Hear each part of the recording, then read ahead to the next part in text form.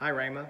It's week 11, day 4 of our Bible narrative reading plan, and today we are in Joshua chapter 1, starting in verse 1, going through chapter 3, verse 7.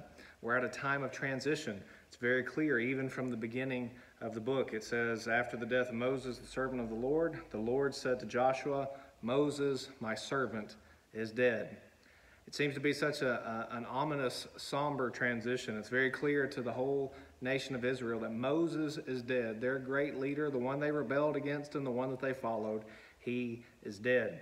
And so now it's time for a new generation to take the promised land as God had promised to their parents, to the previous generation. And it's time for the new generation to take leadership. And so Joshua, who has been an assistant to Moses even from his youth, he is now in charge. God has appointed him to be the new leader of Israel. So Moses is dead, and Joshua is now committed with this task of leading the people of Israel into the promised land.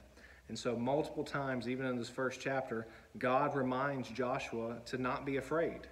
Even someone that we would look to like Joshua as being such a fearless leader had to be told by God, don't be afraid.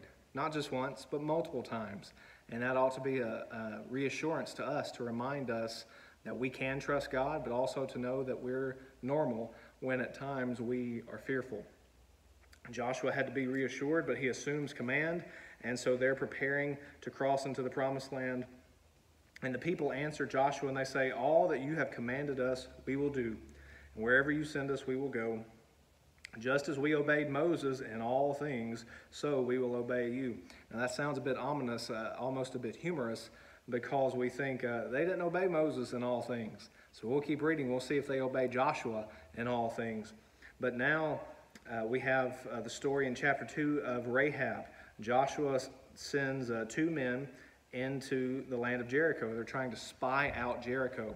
And they come into contact with a prostitute named Rahab. She is likely managing some sort of an inn, a place for travelers, and that would be a likely place to go to get information. The text in no way insinuates that they had any sort of intimate relationship with Rahab, but they went to her for information. And just as we've seen through the Exodus that God's reputation would go before him, that the people of the world would hear what God had done for Israel, that's true. Because Rahab tells these 2 spies, she says, "We've heard what God has done, and we know that God is on your side." So she says, "Promise me that me and my family that we'll be safe."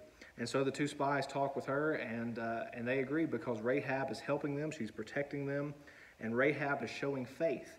We see that as we study the Bible as a whole. The New Testament refers to her as someone who has faith. The book of Hebrews chapter 11 has her in that famous Hall of Fame of faith. And Rahab actually is included in the genealogy of Christ. Yes, even someone as a prostitute is included in the family, the lineage of our Lord. And so we see that at the end of the chapter, the 2 spies have made a vow, a covenant with Rahab, and the story must continue. So as we look at the beginning of chapter 3, it's time for Israel to cross the Jordan to prepare to take this land of Jericho, and that's where we'll pick up with tomorrow's reading. Here's a summary of today's reading.